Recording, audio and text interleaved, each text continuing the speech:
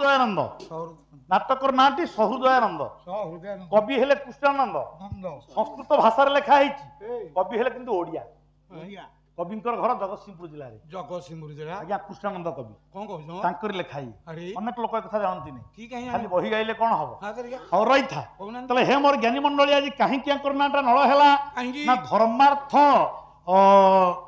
ଧର୍ମାର୍ଥ କବି ଦତ୍ତଂ ଧର୍ମାର୍ଥ କାମାର୍ଜନ କବି ଦତ୍ତଂ ଅର୍ଥାତ ଆଜ୍ଞା ଚତୁର୍ବର୍ଗ ଧର୍ମ ଅର୍ଥ କାମ ମୋକ୍ଷ ଚତୁର୍ବର୍ଗ ଧର୍ମାର୍ଥ କାମା ଇଏ ଚାରିଟି ବର୍ଗ ଭିତରୁ ତିନୋଟି ବର୍ଗର ଅଧିକାରୀ ହଉଛନ୍ତି ନଳ ମାନେ ଭବିଷ୍ୟତରେ ହେବେ ଧର୍ମ ଅର୍ଥ ଏବଂ କାମ ମୋକ୍ଷଟା ଦେବେ କି ନା ଭଗବାନ ବିଷ୍ଣୁ ଆଜ୍ଞା ଭଗବାନଙ୍କୁ ଛାଡ଼ିଦେଲେ ମୋକ୍ଷ କେହି ଦେଇପାରିବେନି କିନ୍ତୁ ଧର୍ମ ଅର୍ଥ କାମ ଏ ତିନିଟା ଗୁଣରେ ପରିପୂର୍ଣ୍ଣ ହେବେ ନଳ ଆଚ୍ଛା ଯଦିଓ ଇଏ ମୋକ୍ଷର ଅଧିକାରୀ ହେଇପାରିବେ କି ନାହିଁ ସେ ପର କଥା କିନ୍ତୁ କବିଦତ୍ତ କହିଲେ ପାଣ୍ଡିତ୍ୟ ୟାଙ୍କ ପାଖରେ ରହିବ ତେଣୁ ୟାଙ୍କ ପାଖରେ ଚତୁର୍ଥ ବର୍ଗ ଭାବରେ ଧର୍ମ ଅର୍ଥ କାମ ଏବଂ ପାଣ୍ଡିତ୍ୟ ମୟଂ ନଲିୟନ୍ତେ କଦାପି ପାପେ ଏଇ ପୁଅଟା ଭବିଷ୍ୟତରେ କେବେ ହେଲେ ପାପରେ ଲିପ୍ତ ହବନି ଇଏ ହବ ନିଷ୍ପାପ ଇଏ ହବ ଧାର୍ମିକ ଇତ୍ୟେବ ନିଶ୍ଚିତ ଗୁରୁ ନିମିତ୍ତେ ଅର୍ଥାତ ଏଇ କଥାକୁ ଚିନ୍ତା କରି ତାଙ୍କର ଯେ ଗୁରୁ ଅର୍ଥାତ ଆଚାର୍ଯ୍ୟ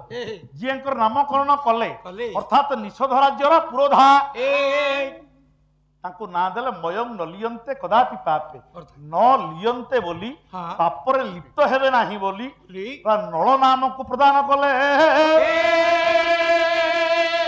ଚକାର ନାମନା ନଳମାତ୍ମକତମ୍ ଅର୍ଥାତ ନଳ ବୋଲି ଗୋଟିଏ ନାମ ପ୍ରଦାନ କଲେ ତେଣୁ ଭବିଷ୍ୟତରେ ସେଇଆ ହେଲା ଗୁରୁଙ୍କର କଥାରେ ଇଏ ନିଷଧ ରାଜା ବୀରସେନଙ୍କର ପୁତ୍ର ହେଲେ ନଳ ଇଏ ବାପରେ ସବୁ ଯାକ ଗୁଣ ୟାଙ୍କ ପାଖେ ସଦ୍ଗୁଣ ଯାକ ବିରାଜମାନ କଲା ଇଏ ହେଲେ ମହାବୀର ୟାଙ୍କର ବୀରତ୍ୱକୁ ବର୍ଣ୍ଣନା କରିଛନ୍ତି ଆପଣଙ୍କର ନୈଷଧକାର ଶ୍ରୀହର୍ଷ କବି କହିଲା ଯଦସ୍ୟ ଯାତ୍ରାସୁ ବଳଧୋତ୍ତଙ୍ଗ୍ରଜ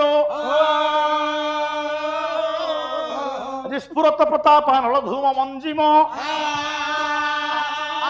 ତदैव ଗତ୍ୱା ପତିତଂ ସୁଧାମ୍ବୁଧୌ ଦଧାତି ପଙ୍କି ଭବଦଂ କତାବିଧୌ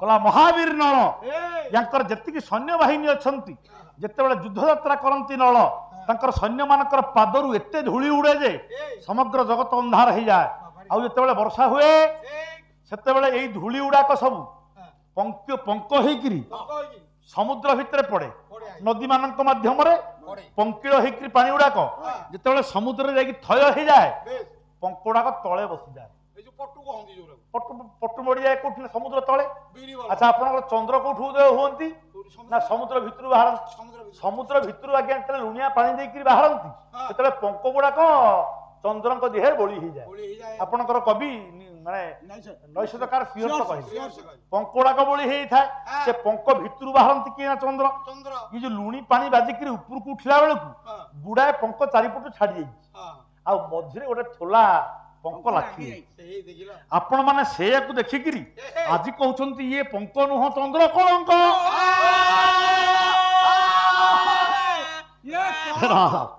କିନ୍ତୁ ପ୍ରକୃତରେ ଇଏ ଚନ୍ଦ୍ର କଳଙ୍କ ନୁହଁ ଇଏ ନଳ ରାଜାଙ୍କର ସୈନ୍ୟ ମାନଙ୍କ ପାଦରୁ ଉଠୁଥିବା ଧୂଳି ଗୁଡାକ ପଙ୍କ ହେଇକି ସମୁଦ୍ର କୂଳରେ ଥିଲା ମୂଳରେ ଥିଲା ଏ ଚନ୍ଦ୍ରଙ୍କ ଦେହରେ ଲାଖିଗଲା ତା ଦେହରୁ କିଛିଟା ଲାଖିକି ଅଛି ଆଉ ବାକି ଛାଡି ଯାଇଛି ଲୁଣି ପାଣି ଇଏ ହେଲା ଆପଣଙ୍କର କବିଙ୍କର ଭାବଧାରା ତେଣୁ ଇଏ ମହାରାଜା ନଳ ଦେଖିବା ପାଇଁ ସୁନ୍ଦର ପଣରେ କନ୍ଦର ପତୁଲ୍ୟ ମଣ୍ଡିତ ଉଣେ ମଣ୍ଡଳେ ପଣ୍ଡିତ ସେ ମହାରାଜ ଆମର ତ ଚଣ୍ଡିତ ନୟରୁ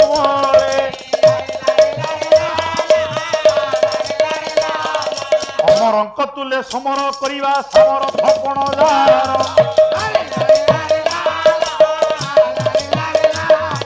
ନମରନ୍ତି ଶିଶୁ ତରୁଣ ସେ ଦେଶେ ଜମର ଏପରି ଧର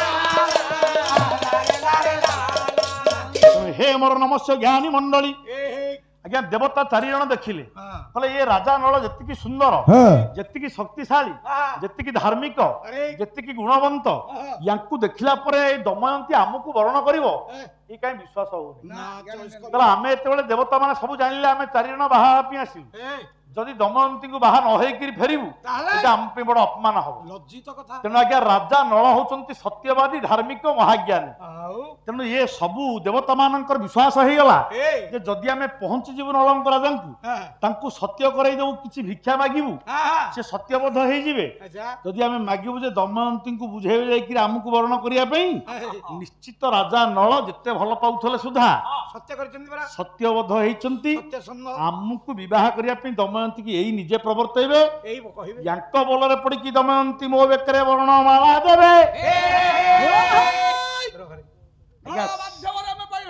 से दिन नलंक पाखु गले देव चारि जन देवता कहले हे महाराज नल आपण हेले ज्ञानी धार्मिक एवं दानी आमे चारि जन देवता देवराज इंद्र सुनो सुनो एबे तमे सिना मुंडिया मारुछ किंतु आमे तुमको भिक्षा करिया पई आछि तमे ऊपर हाथ रे दबो आमे तळ हाथ रे नबु तेणु शुण आमे दमयंती को विवाह करिया पई आछि आपण बाहाबे आपण को देखिला पर दमयंती हमको वर्ण करिवो ए विश्वास हमर होउनी तेणु तमे गोटे काम करिवो तमे वर्तमान जीव ये विदर्भ राज्यर भीम राजांकर दरबार भितरु ता भितर को जीवो एवं दमयंती की बुझेइबो तांको विवाह करिया पे चारि जन देवता देवराज इंद्र अग्नि देवता वरुण देवता जम देवता आग्रही चारि जन तांकर जाहाकू इच्छा ता भिकरे वर्णमाला देबे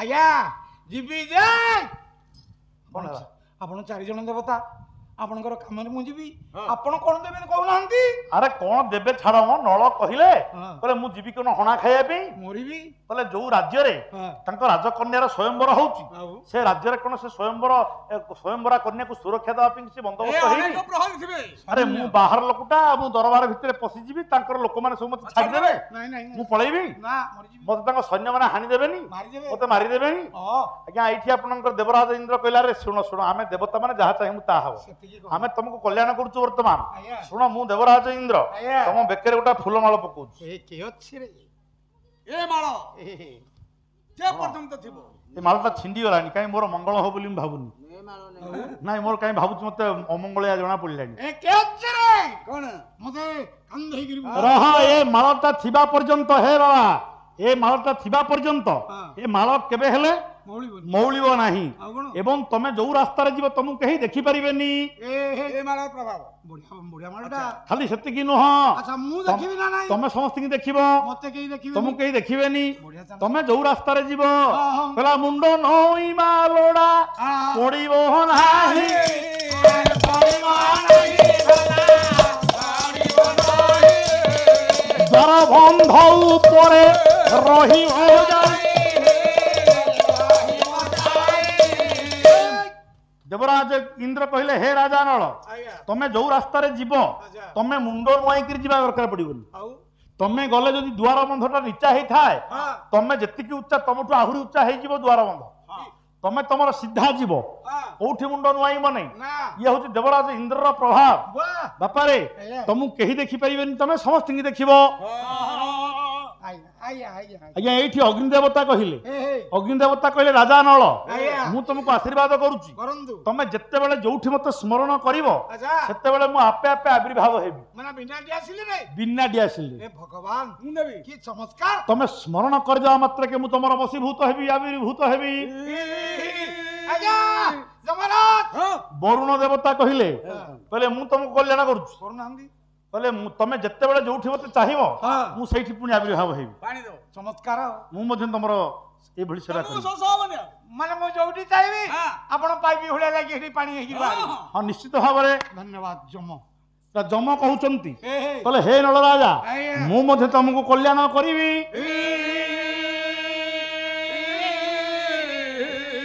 कहला तमे जहा रंधन करिवो हे महाराज नल ये जगत रे से रोसई साथी आउ कहीं समान हेबे नाही तमे रोसई करले माने मु एमिते बाकर रोसई तमे भलो रोसई करिवो रोसैया नळ रांधणा नळ रांधणा बोली जगत रे क्षति हबो कहला एही परि चारि जन देवता चारि आशीर्वाद देले दमयंती को जे बुझाइया पाई नळ राजा निजे गले र संक्षिप्त रे कहूँ समय कम पाइबनी मते ତେଣୁ ଆଜ୍ଞା ନଳ ରାଜା ନିଜେ ଗଲେ ହୁଏତ ସେଦିନ ବିଦର୍ଭ ରାଜ୍ୟର ଦରବାର ଭିତରେ ପଶିଲେ ଏବଂ ଦମୟନ୍ତୀଙ୍କ ନିକଟରେ ଯାଇକି ଆବିର୍ଭାବ ହେଲେ।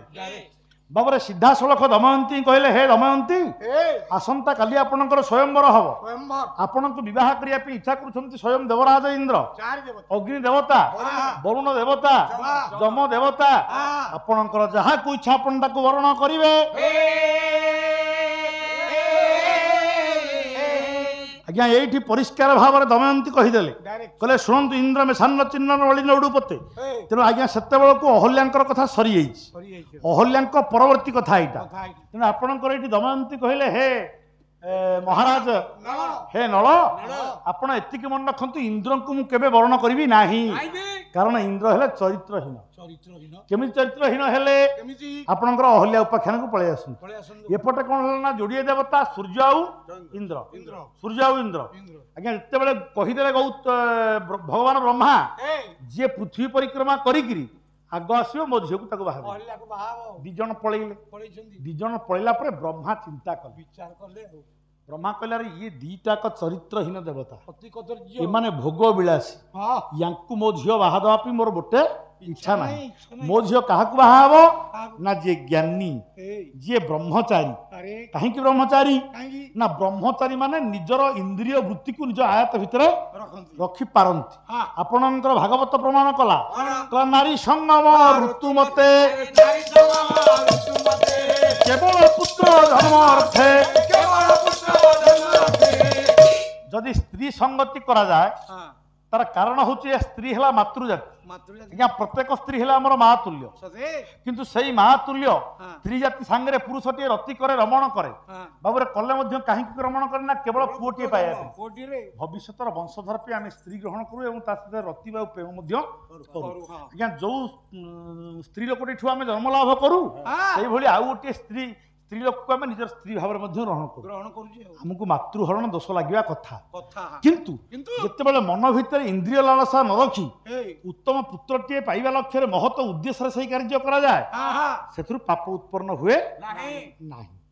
ତେଣୁ ଏ କଥା କରିବା କେମିତି ନା ଯଦି ପୁଅଟିଏ ପାଇବା ପାଇଁ ଆମର ଇଚ୍ଛା, ସେ ପୁଅଟା ଗୋଟେ ଯୋଗ୍ୟ ପୁତ୍ର, କୂଳ ଉଦ୍ଧାରକାରୀ ପୁତ୍ର ହବା ଦରକାର। ତ କେମିତି କୂଳ ଉଦ୍ଧାରକାରୀ ପୁତ୍ର ହବ? ନାରୀ ସଙ୍ଗମ ଋତୁ ମତେ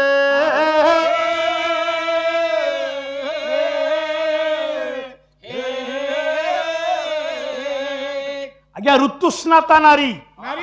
ଆପଣ ଭଲ ଭାବରେ ଜାଣିଛନ୍ତି ପ୍ରତ୍ୟେକ ନାରୀଙ୍କର ଗୋଟିଏ ମାସିକ ଧର୍ମ ଅଛି। ଏ ମାସିକ ଧର୍ମର ସମୟ ସୀମା ହେଲା 28 ଦିନ। 28 ଦିନ ପରେ ମାସିକ ଧର୍ମ ହୁଏ, ଋତୁସ୍ରାବ ହୁଏ। ଆଜ୍ଞା ଋତୁସ୍ରାବ ପରେ 3 ଦିନ 4 ଦିନ 7 ଦିନ ଆଗରୁ ହଉଥିଲା। 7 ଦିନ କାଳ ସ୍ତ୍ରୀ ଲୋକଟା ଅସ୍ପୃଶ୍ୟା ହୁଏ, ଘର ଭିତରେ ତାକୁ କେହି ଛୁଇଁବେ ନାହିଁ, ସେ ଅଲଗା ହେଇକି ରହିବ। ଏବେ ବର୍ତ୍ତମାନ 3 ଦିନ ପାଳନ କରିବାର ବିଧି ଆଗରୁ ଥିଲା ଏଇ ଅଳ୍ପ କିଛି ଦିନ ତଳେ, କିନ୍ତୁ ଏବେ ସବୁ ତ ଆଉ ଆମ ଘର ମାନଙ୍କରେ କେହି ଲୋକ ନାହାନ୍ତି, ଆମେ ତ ସବୁ ଜନ୍ମ ନିୟନ୍ତ୍ରଣ କରିଦେଲେଣି। ଆମର ଆଉ ବେଶୀ ପୁଅ ନାହିଁ, ଗୋଟିଏ ପୁଅ ଗୋଟିଏ ଝିଅ। ସେମାନେ ସବୁ କିଏ ବିଦେଶରେ, କିଏ ପାଠ ପଢୁଥିବ, ଘରେ ଆଉ ଲୋକ କେହି ନାହାନ୍ତି। ତାହେଲେ ସ୍ତ୍ରୀଟା ଆଜ୍ଞା ରୋଷେଇ କରିବ କି ନାହିଁ? ତେଣୁ ଆଜ୍ଞା ସାଙ୍ଗେ ସାଙ୍ଗେ ତାପରେ ଋତୁମତୀ ହେବା ମାତ୍ରେ କରୁଛନ୍ତି ସ୍ନାନ। ଆର୍ତ୍ତବସଣିତ ବହିର୍ଗତ ହେଉନାହିଁ ଜାଣା। ଋତୁମତୀ ହବା ପରେ ପ୍ରତ୍ୟେକ ସ୍ତ୍ରୀ ଲୋକ ଆଜି ଆମ ଗୁରୁଜନ ମାନଙ୍କର କଥାରେ ପଡି ସାଙ୍ଗେ ସାଙ୍ଗେ ଗାଧଉଛନ୍ତି, ଯାଇକି ଛୁଆଁଛୁଇଁ କରିକି ସବୁ ରୋଷେଇ ପତ୍ର କରୁଛନ୍ତି। ଆଚ୍ଛା ଆଗରୁ ଯୋଉ ନିୟମ ଥିଲା 3 ଦିନ 5 ଦିନ କାଳ ବନ୍ଦ ହବା ପାଇଁ କାହିଁକି ଥିଲା ନା ମୋଟେ ଗାଧେଇବନି, ସ୍ନାନ ବନ୍ଦ, କବାଟ କିଳିକିରି କୋଉ ପୁରୁଷକୁ ମୁହଁ ଦେଖେଇବନି, ଲୁଚିକି ରହିବ, ଦେହ ପୁରା ଗରମ ରହିବ। ଯୋଉ ମଇଳା ରକ୍ତ ସବୁ ବାହାରି ଯିବ, ଆର୍ତ୍ତବ ଶୁଣିଛି ତାକୁ କହନ୍ତି, ସେଗୁଡିକ ଦେହରୁ ବାହାରି ଗଲେ ଆପଣଙ୍କର ଗର୍ଭାଶୟଟି ନିର୍ମଳ ହବ ଏବଂ ଭୂତାଣୁ ମୁକ୍ତ ହବ। ଯାହାହେଲେ ଯୋଉ ସନ୍ତାନଟି ଜନ୍ମ ହବ ସୁସ୍ଥ ସବଳ ଏବଂ ଯୋଗ୍ୟ ସନ୍ତାନଟି ଜନ୍ମ ହବ। ସିଏ ସିନା ସୁସ୍ଥ ହବ, ଇଏ ଯୋଉ 7 ଦିନ ରହିବ ନଗାଧେଇକି ଏଇଟା ଦୁର୍ଗନ୍ଧ ହବ ନା। ଜ୍ଞାନୀ ତେଣୁ ହେ ମୋର ନମସ୍ୟ ଜ୍ଞାନୀ ମଣ୍ଡଳୀ, ସେଥିପାଇଁ ଆପଣଙ୍କ ଋତୁସ୍ନାତା ହବା ପରେ 4 ଦିନ ପରେ ସ୍ତ୍ରୀ ସହିତ ସ୍ୱାମୀର ପ୍ରଣୟ ହବା କଥା, ମିଳନ ହବା କଥା। ସେଟା ବିଧି ମଧ୍ୟ ଆପଣଙ୍କର ମନୁ ମଧ୍ୟ ଲେଖିଛନ୍ତି। କହିଲେ ଋତୁସ୍ନାତା ଚଚଭାର୍ଯ୍ୟା ସ୍ୱସ୍ତସନ ନାବଗଚ୍ଛତି ବାଳବଧ୍ନା ପରାଧେନ ଏ ବିଧ୍ୟତେ ନାତ୍ର ସଂଶୟ।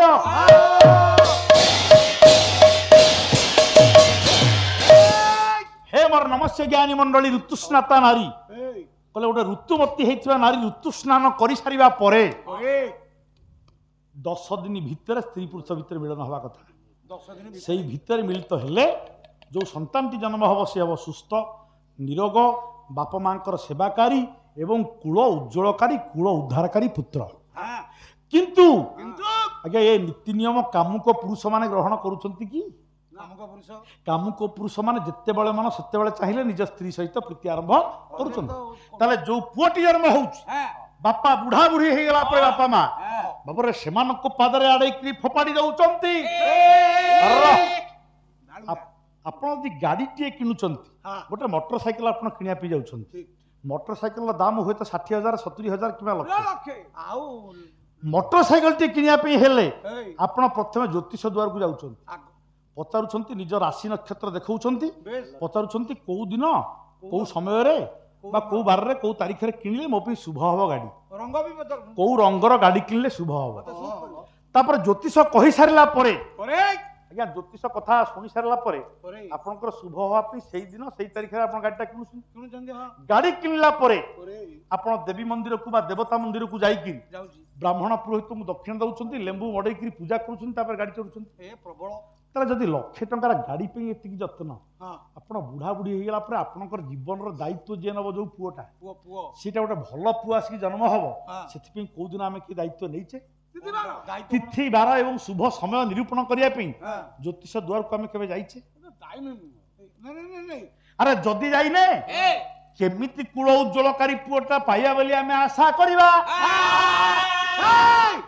अरे एउरा को कोले एउरा लुचा छपा जिनिस आज्ञा सत कथा कहिला आमे पुओ पे स्त्री प्रीति करना हूं आमे निजर इंद्रिय लालसा को चरितार्थ करिया पई अबर निजर मनोरंजन पई होत आमे स्त्री पुरुष भितर खेल करू करू बाय चांस पिलाटा जन्म हो जाइछ तेणु आमे ताठू भल फल आशा करबाटा भूल आमे कोन पांजी देखि तेणु आपणकर गौतम ऋषि चिंते ब्रह्मा चिंता कले कहले ये इंद्र को सूर्य को मो झियो बाहा देबी नाही तो काहा को बाहा देबी ना गौतम गौतम हेले ज्ञानी एवं ब्रह्मचारी एवं जितेंद्रिय यांकर क्षेत्र बाहा देले ये जगतर कल्याण हबो तेणु जेते बेले दी देवता पळेइले सेते बेले गौतम ऋषि की भगवान ब्रह्मा कहिले देखिलो आया कोन कहिले ना गौतम कहले बोइले तुम्भे न गल किंपाए निमिते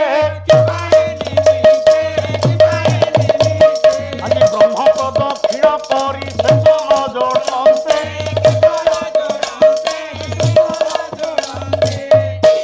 ब्रह्मा गौतम ऋषि की कहले कहले हे गौतम तमर कोन मो झियो को बाहा इच्छा नाही कि बाहा को का इच्छा नाही जदि इच्छा अछि देवराज इंद्र गलेनी पृथ्वी परिक्रमा करिवे सूर्य गलेनी पृथ्वी परिक्रमा करिवे तमे इठी बसिच अच्छा सेमानक भितरु जी आग आसियो मो झियो को तुम ता संगे बाहा देबी सी आग बाहा हबो तेमे जळका भलिया अनेक बसथो आपण केंद कहउछन मते बाहा करियो मते केंद कहउछन जदि तमे पृथ्वी परिक्रमा करी ये दी जनकर पूर्वरु आग आसिकरी पहुंचिबो तम संगे मो झियो को बाहा देबी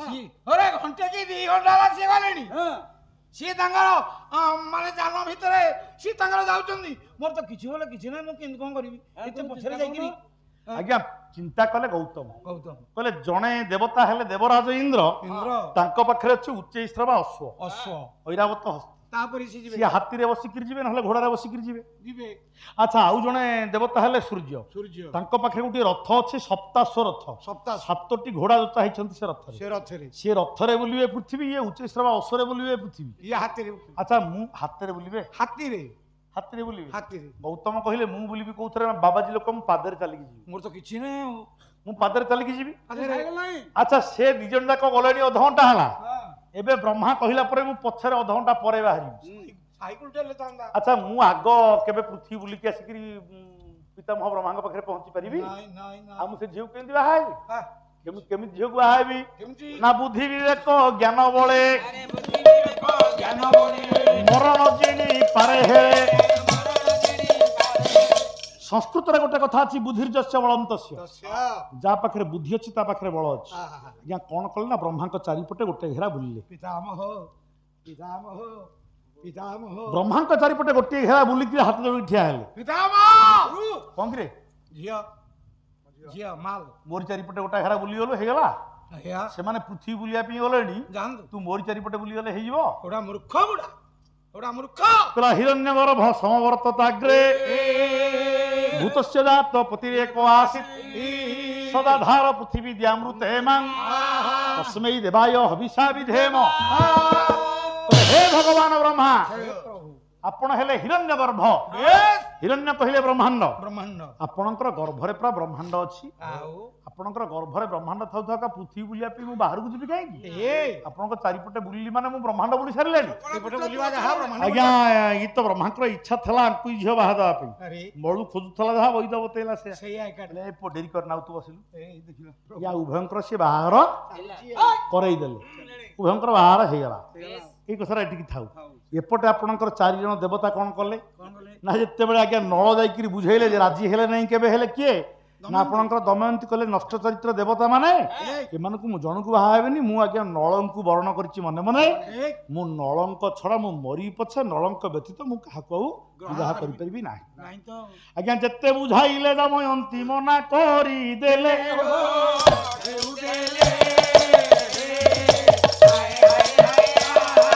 ସେହି କଥା ନଳ ଆସି ଦେବ ଆଗେ କହିଲେ।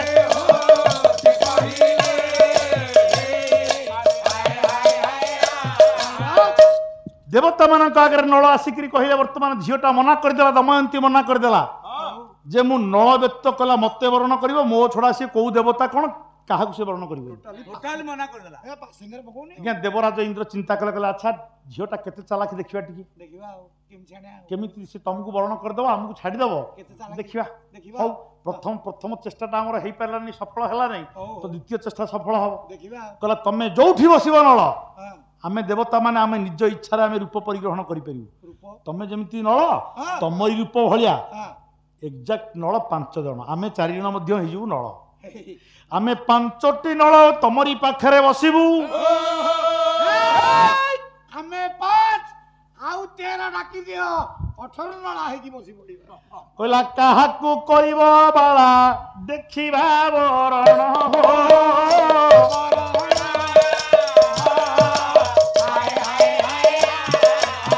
ପରୀକ୍ଷା କରିବୁ ଆଜି ଆମେ ତାର ବଡ ପଣ।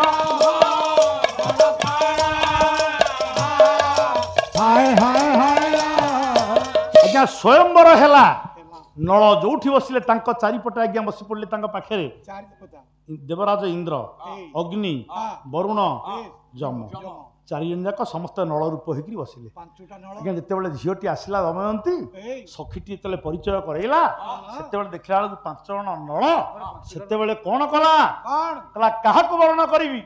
ସେତେବେଳେ ମା ସରସ୍ୱତୀଙ୍କୁ ଧ୍ୟାନ କରିବାରୁ ମା ସରସ୍ୱତୀ ତା କଣ୍ଠରେ ବସିଲେ। ଆପଣଙ୍କର ଶ୍ରୀହସ୍ତ ଲେଖିଛନ୍ତି ଗୋଟା ପଞ୍ଚନଳ ଶ୍ଲୋକ ବାପାରେ ଗୋଟାଏ ଶ୍ଲୋକ ଭିତରେ 5ଟା ଅର୍ଥ ହବ। ଗୋଟାଏ ଶ୍ଲୋକ ମାଧ୍ୟମରେ 5ଟା ନଳଙ୍କୁ ଚିହ୍ନେଇ ଦେଲା ସେ ସଖୀଟା ବାପାରେ ସିଏ ଗଲା ଗୋଟିଏ କଥା। କିନ୍ତୁ ଆପଣଙ୍କର ମହାଭାରତର କଥା ଅନୁସାରେ ମା ସରସ୍ୱତୀ ତା କଣ୍ଠରେ ବିଜେ କରିକି କହିଦେଲେ ଦମୟନ୍ତୀ କି କହିଲେ ହେ ଦମୟନ୍ତୀ ଏମାନଙ୍କୁ ଚିହ୍ନିବା ପାଇଁ କିଛି କଷ୍ଟ ନାହିଁ। ତୋର ସ୍ୱାମୀ ପ୍ରକୃତ ନଳ କିଏ ନା ଯାହା ଦିହରୁ ଝାଳ ବାହାରୁଥିବ ସେଇ ହେଲା ନଳ। ଦେବତା ମାନଙ୍କ ଦିହରୁ ଝାଳ ବହେ ନାହିଁ। ଖାଲି ସେତିକି ନୁହଁ ଦେବତା ମାନଙ୍କର ଆଖିର ପଲକ ପଡେନି। ଯାହାର ଆଖିର ପଲକ ପଡୁଥିବ ଜାଣିବୁ ସେଇ ନଳ। ଖାଲି ସେତିକି ନୁହଁ ଦେବତା ମାନଙ୍କର ମାଳ ମଉଳେ ନାହିଁ। ଯାହାଙ୍କର ମାଳ ମଉଳି ପଡିବ ସିଏ ହେଲା ନଳ। ଦେବତା ମାନଙ୍କର ପାଦ ତଳେ ଲାଗିବ ନାହିଁ। ଯିଏ ବସିଲା ବେଳେ ଦେଖିବୁ ଯାହାଙ୍କର ପାଦ ତଳେ ଲାଗିଛି ସେଇ ହଉଛନ୍ତି ପ୍ରକୃତ ନଳ। ଦେବପତି ନୈଷଧରା ଜଗତ୍ୟା ନିର୍ଣ୍ଣିୟତେ ନ କିମୁର ଖଳୁ ବୃହତେ ବୃହତେ ଭବତ୍ୟା ନାୟଂ ନଳଃ ଖଳୁ ତୁ ଭବାତି ତ ତବାତି ଲାଭ ଭଜ୍ୟତେ ନ ଯୁଜୋ ସୁକ୍ରିୟତେ ଭବତ୍ୟା ଭୁବ। କହେ ଶୁଣ ଦେବର ପତିରି ବିଦୁଷୀ ନୈଷଧରା ଜଗତ୍ୟା ହେ ବିଦୁଷୀ ହେ ପଣ୍ଡିତା ନୈଷ ଧରା ଜଗତ୍ୟା ନ ଏସ ଧରା ଜଗତ୍ୟା ଇନ୍ଦ୍ରକୁ ଦେଖେଇକିରି ଝିଅଟା ବୁଝେଇ ଦେଲା କହିଲା ଏଇ ଯୋଉ ଦେବତା ଏଇ ଯୋଉ ବସିଛନ୍ତି ନଳଙ୍କ ରୂପରେ ଇଏ ନହ ଧରା ଜଗତ୍ୟା ଧରା କହିଲେ ପୃଥିବୀ ଜଗତର ଇଏ ନୁହଁ ଇଏ ସ୍ୱର୍ଗ ଜଗତର ଦେବରାଜ ଇନ୍ଦ୍ର ସେଠିକି ଯିବା ସେଠିକି ଗଲା ପରେ କହିଲା ନ ଏସ ଧରା ଜଗତ୍ୟା ଧରା ଜଗତ୍ୟା ଧରାଜ କହିଲେ ଧରା ଧରା କହିଲେ ପୃଥିବୀ କହିଲା ପୃଥିବୀ ପୃଥିବୀରୁ ଜନ୍ମ ନିଏ ଜଳ ପୃଥିବୀରୁ ଫୁଟିକି ଉଠେ କିନା ମାଟି ତଳେ ଅଛି ଜଳ କହିଲା ଏଇ ଜଳ ଯାହାଙ୍କର ଗତି ଏ ହଉଛନ୍ତି ବରୁଣ ଦେବତା ଇଏ ନୁହଲ ଆଉ ଆଗକୁ ଚାଲେ ବାବରେ ଧରା ଜଗତ୍ୟା ଏସ ଧରା ଜଗତ୍ୟା ଇଏ କିଏ ଧରା ଜଗତ୍ୟା କହିଲେ ନା ବର୍ତ୍ତମାନ ଯାଇଛନ୍ତି ଇନ୍ଦ୍ର ଯାଇଛନ୍ତି ବରୁଣ ଧର ଅଜଗତ୍ୟା ଅଜ କହିଲେ ଛେଳି ବା ଆପଣଙ୍କର ମେଣ୍ଢା ମେଣ୍ଢା ଯାହାଙ୍କର ବାହନ ମେଣ୍ଢା ଉପରେ ବସିକିରି ଯିଏ ଗତି କରନ୍ତି ଅଜଗତ୍ୟା ଅର୍ଥ ଅଜ ଉପରେ ବା ମେଷ ଉପରେ ଯିଏ ଗତି କରନ୍ତି ମେଷ ବାହନ କିନା ଅଗ୍ନି ଦେବତା ଇଏ ହଉଛନ୍ତି ଅଗ୍ନି ଦେବତା ଇଏ ନଳ ନୁହଁ କହିଲା ଧରାନ ଅଜାନ ଧରାନ ଅଜତି କ୍ଷିପତି ଧର କହିଲେ ପର୍ବତ ପର୍ବତ କହିଲେ ଉଚ୍ଚା ଜାଗାକୁ ଯିଏ ମାଟିରେ ତାଡିକିରି ଫୋପାଡି ଦିଏ ସିଏ ହେଲା ମହିଷ ବା ମଇଁଷି ମଇଁଷି ଯାହାଙ୍କର ଗତି ମଇଁଷି ଯାହାଙ୍କର ଗତି ସିଏ ହେଲେ ଯମ ଦେବତା ଇଏ ହେଲେ ଯମ ତ ନାୟଂ ନଳଃ ଏମାନେ ନଳ ନୁହନ୍ତି ଆରେ ଏପଟେ ଦ୍ୱିତୀୟ ଅର୍ଥ ଯେତେବେଳେ ପ୍ରକୃତ ନଳ ପାଖରେ ପହଞ୍ଚିଲେ କହିଲେ ନୟସ ଧରା ଜଗତ୍ୟା ନୈଷ ଧରା ଜଗତ୍ୟା କହିଲେ ଇଏ ହଉଛନ୍ତି ନୈଷ ଧରାଜ ଇଏ ହଉଛନ୍ତି ରେ ବିଦୁଷୀ ତମର ଗତି ମୁକ୍ତିର କାରଣ हे मोर ज्ञानी गुणी विवेक महोदय से दिन नल बेकर वर्णमाला देला कि ना झील दम बापरे एपटे ये गला कथा एपटे बाहर ये गला एपटे देवराज इंद्र फेरी आसिले आपणकर फेरी आसिले कि ना सूर्य दी जण आसिला बेलू आउ कौन अच्छी कि बाहाघर होउछि का संगरे ना गौतम को संगरे निजे ब्रह्मा वेदी उपर बसचंती पुरोहित होइगिरी ए उभय को बाहाघर करूछंती किए ना भगवान ब्रह्मा जेतेबेले एक कथा को देखिदेले दी जण कहले अरे हमकु ब्रह्मा ठकी देले कि हमकु दूर को पठेई देला पर आमे ब्रह्मांड बुलिया भितरे एठी बाहाघर कामटा को सारी देलेनी वेदपति ब्रह्मा सूर्य अरे अंठू अंठी छिंडाईगिरी हमें पड़ी उठिगिरी भांजे पृथ्वी बुलुचे हरा नीलाम सैलाई किरेट को बाहाघर हलानी कहले बड़ लोक को उत्तर नहीं स्वर्ग को निशुणी नहीं यदि वेदपति ब्रह्मा एमती पार्शियालिटी करिवे पक्षपात विचार करिवे ताला हमें काहू कहिबा कहले हे सूर्य इंद्र पचारले हे सूर्य हमें कोन निजब रहिबा ताले कोन करिबा हमें हमें पळे बळे कौशले अहल्यार सतीत्व अपहरण करिबा ताकू भोग करिबा देवराज हाथ को जोड़ी देले सूर्य आपणकर कवि भंज वैदेहिश विलास आपणकर गोटे पद कहले आप सूर्य देवता कहले कहला ब्राह्मण जाया हे राजो अपना निवासी अपना निवासी अपना निवासी विरही सही विषय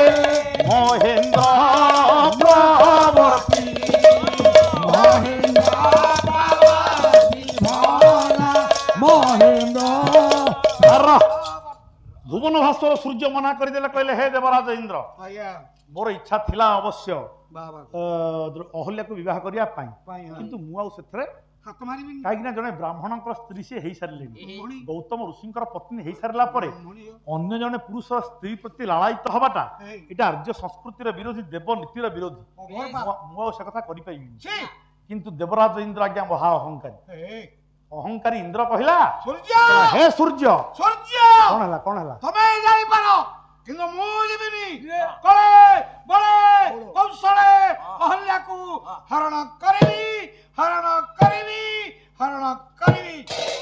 सूर्य पळेले आज्ञा देवराज इंद्र प्रतिज्ञा कला मु सतीत्व हरण करिवि कहार ना अहल्यांकर अच्छा केमिति करिवि ना अपेक्षा कला किसी कल कौशल कला किसी रूप को सजाई है विभिन्न प्रकार बंदोबस्त करी या किछि दिन पर सुजोग देखिकी गला केते बेले गौतम ऋषि नाहांती जाइचंती तपस्या को जाइचंती ତପସ୍ୟାକୁ ଯାଇଛନ୍ତି ସେତିକି ବେଳେ ଚୋରଙ୍କ ଭଳିଆ ଦେବରାଜ ଇନ୍ଦ୍ର ତାଙ୍କ ଆଶ୍ରମରେ ପ୍ରବେଶ କଲା। ଆପଣଙ୍କର ସଂସ୍କୃତ ବାଲ୍ମୀକି ରାମାୟଣ ମହାକବି ବାଲ୍ମୀକି ଲେଖିଲେ କହିଲେ ତସ୍ୟାନ୍ତର ବିଦିତ୍ୱାଚ ଏ ସହସ୍ରାକ୍ଷ ସଚିପତି ମୁନିବେଶଂ ଧରମ୍ ଭୂତ୍ୱା ଏ ଅହଲ୍ୟାଙ୍ଗିଦଂ ଅବ୍ରବୀତ୍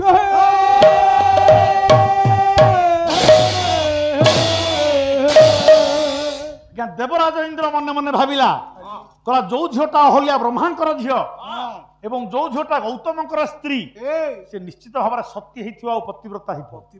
ଗୋଟା ପରପୁରୁଷ ପ୍ରତି ସେ ଲାଳାୟିତ ହବାଟା ଏତେ ସହଜ କଥା ନୁହଁ। ତେଣୁ କିନ୍ତୁ କଳେ ବଳେ କୌଶଳେ ମୁଁ ତାର ସତୀତ୍ୱ ହରଣ କରିବି। ତେଣୁ ଆପଣଙ୍କର ବାଲ୍ମୀକି କହିଲେ ମୁନିବେଶ ଧରଂ ଭୂତ୍ୱା ଆଜ୍ଞା ଭୟରେ ଦେବରାଜ ଇନ୍ଦ୍ର ନିଜ ରୂପରେ ନ ଯାଇ ଗୌତମ ମୁନିଙ୍କର ଛଦ୍ମ ରୂପକୁ ଧାରଣ କଲେ। ସ୍ୱାମୀ ରୂପ ଧରିଲା ଅହଲ୍ୟା ନିଦଙ୍ଗ ବ୍ରବୀତ୍ ଅହଲ୍ୟାଙ୍କ ନିକଟରେ ପହଞ୍ଚିଲା କହିଲା ହେ ଅହଲ୍ୟା କହିଲା ହେ ଭାମିନୀ ତପସ୍ୟାରେ ମୋର ମନ ନ ଲାଗିବାରୁ ମୁଁ ଫେରି ଆସିଲି ତମେ ବର୍ତ୍ତମାନ ମତେ ପ୍ରୀତିଦାନ କର। ଆଜ୍ଞା ସେଇଟା ଥିଲା ଦିନ ବେଳ ଆଜ୍ଞା ଅହଲ୍ୟା ମନେ ମନେ ବିଚାର କଲେ କହିଲେ ମୋ ସ୍ୱାମୀ ଗୌତମ ମୁନି ମହାଜ୍ଞାନୀ ଜିତେନ୍ଦ୍ରିୟ ସେ କେବେ ହେଲେ ଦିନ ବେଳେ ତାଙ୍କ ସ୍ତ୍ରୀକୁ ରତି ଲାଳସା କରିପାରିବେ ନାହିଁ। ଇଏ ମୋ ସ୍ୱାମୀ ନୁହଁ। ଅହଲ୍ୟା ଜାଣିଦେଲା ଇଏ ମୋ ସ୍ୱାମୀ ନୁହଁ। ମତେ ବିବାହ ହେବା ପାଇଁ ଚାହୁଁଥିଲା ଦେବରାଜ ଇନ୍ଦ୍ର ନଷ୍ଟ ଚରିତ୍ର ଦେବରାଜ ଇନ୍ଦ୍ର ମୋ ସ୍ୱାମୀଙ୍କ ବେଶରେ ଆସିଛି। ତେଣୁ ଆପଣଙ୍କର କବି ବାଲ୍ମୀକି କହିଲେ ଅହଲ୍ୟା ମୂଳରୁ ସତୀ ନୁହଁ। ଯଦି ସତୀ ହେଇଥାନ୍ତା ଗୌତମ ଭଳିଆ ଜ୍ଞାନୀ ଲୋକ ତାକୁ ଦୀର୍ଘକାଳ ପଥର ହବା ପାଇଁ ଅଭିଶାପ ଦେଇନଥାନ୍ତେ। ଅହଲ୍ୟା ସତୀ ନୁହଁ। କାହିଁକି ନା ଆପଣଙ୍କର କବି ବାଲ୍ମୀକି ଲେଖିଲେ କହିଲେ ସହସ୍ରାକ୍ଷ ଆଖଣ୍ଡଳମ୍ ଏ ବିଜ୍ଞାୟ ରଘୁନନ୍ଦନ ମତିଂ ଚକାର ଦୁର୍ମେଧା ଆଜି ଦେବରାଜ କୁତୁହଳା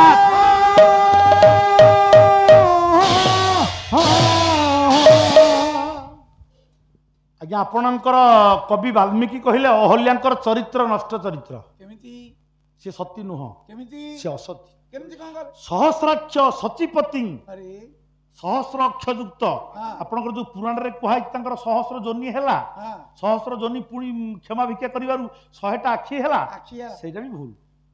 ସେ କଥା ଲେଖା ହେଇନି ବାଲ୍ମୀକି।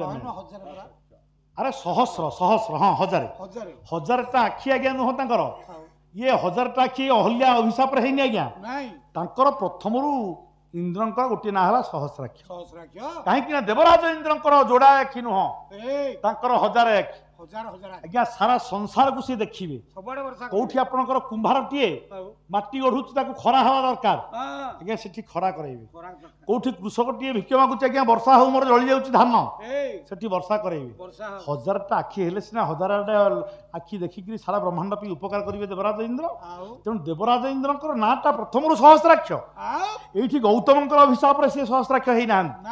ଇଏ ଆପଣଙ୍କର ସଂସ୍କୃତ ବାଲ୍ମୀକି ରାମାୟଣ ଆଜ୍ଞା। ତେଣୁ ପ୍ରଥମରୁ କୁହାଗଲା ସହସ୍ରାକ୍ଷ ସଚିପତି ବିଜ୍ଞାୟ ବିଜ୍ଞାୟ ବୋଲେ ଜାଣି ଅର୍ଥାତ୍ ଆପଣଙ୍କର ଅହଲ୍ୟା ଜାଣି ପକେଇଲେ ଇଏ ମୋ ସ୍ୱାମୀ ଗୌତମ ନୁହଁ ଇଏ ସହସ୍ରାକ୍ଷ ସଚିପତି ଆଖଣ୍ଡଳ।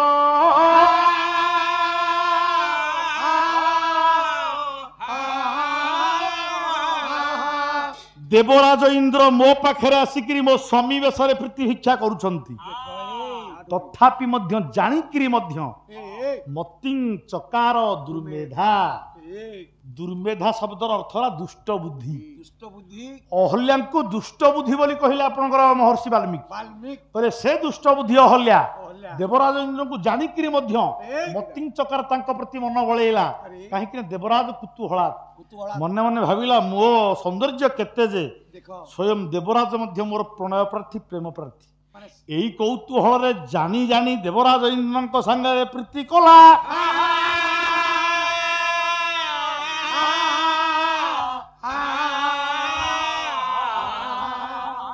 ଏଇ ପ୍ରୀତି ସମୟରେ ଆକସ୍ମିକ ଭାବରେ ଜାଣି ପକେଇଲେ ଗୌତମ ମହାମୁନି ମହାଜ୍ଞାନୀ ଆଜ୍ଞା ଫେରି ଆସିଲେ।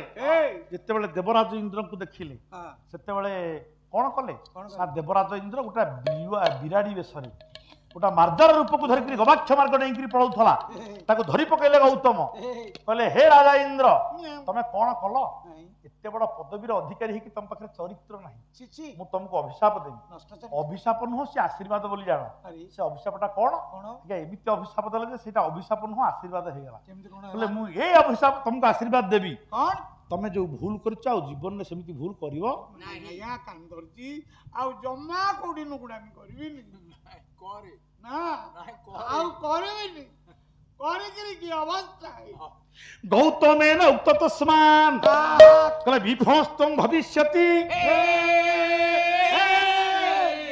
अकर्तव्य विदं यस्मात् कृतवानसि दुर्मते अभिशाप देदेले गौतम देवराज इंद्र को अकर्तव्य मिदं यस्मात् हे देवराज इंद्र जहाँ करवा उचित नुहे अकर्तव्य जहाँ कर्तव्य नुहे उचित नुहे तुम अनुचित काम करिछ तुम तुम पदवीर असत व्यवहार करिछ हे दुर्मते हे दुष्ट बुद्धि तुम पापात्मा हेच तुम परस्त्री उपरे नजर पकईच परस्त्रीर सतीत्व नष्ट करिछ विफल स्तम भविष्यति तुम विफल हो जाओ विफल कोन क्या विफल कोन ना प्रत्येक मनुष्य मानकर शरीर रे आपनकर जौनांग भितर गोटे वृषण थाए जहाँ को अंडकोश कहती आज्ञा वृषणर अन्नाम है फल कहले हे देवराज इंद्र यही वृषण जोगु जनकर काम उत्तेजना बढ़े यहाँ शुक्रकोश मु तुमको यही आशीर्वाद करुच्ची तमे विफल हो जाओ तुमर अंडकोश वृषण नष्ट हो जाऊ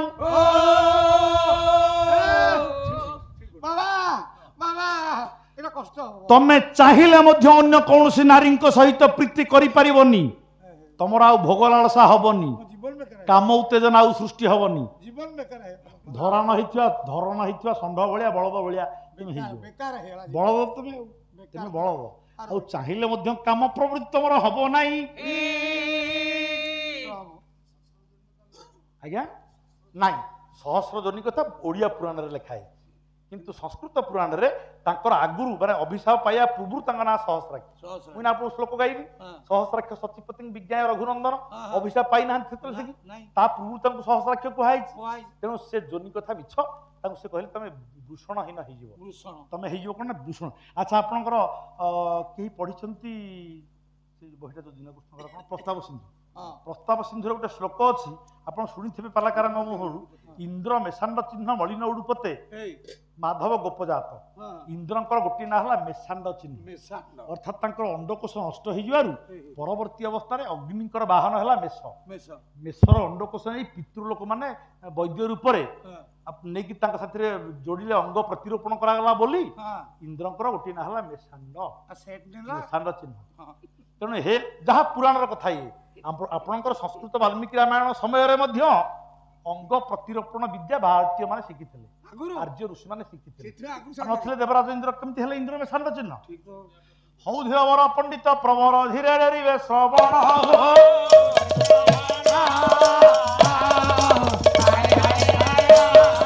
रहिबा भाव जहाँ न्याय मान धीरे हेम आलोचना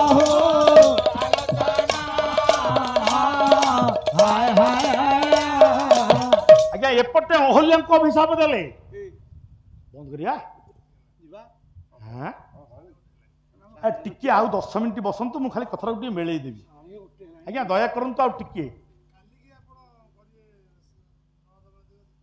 आउ नाही विशेष किछि बही नाही से उभय द्वितीय स्वयंवर कोन हिची मु टिके से कथा ए कथा थाउ थाउ एतिके सरला आपण टिके बसंतु मु खाली कथा मेले देउछि केना कथाटा बेसी आ बही नाही आज्ञा उभय उभयडे पळैचंती आपनक ऋतुपर्णक राज्य रे बाहु कहिकि अछंती महाराज नळ एवं छद्मवेशर अछंती निजर परिचय देई नाहंती सुबाहु राज्य अछंती चेदी राज्य हला सुबाहु चेदी देशर राजा हले सुबाहु सुबाहु राज्य रे छद्मवेशर अछंती किए से ना दमयंती बाबा रे एपटे जोड़िए पुओ तांकर जन्म होइचंती से पुओ जोड़ी को पठाई देछंती आगुरु निज बाप हरु राजा भीम जानिछंती जे तांको जुआई वर्तमान राज्य च्युत एवं जंगल रे तांको झियो धरिकी बुलुछंती खोजिया पाई सुदेव ब्राह्मण देले थे पठाई की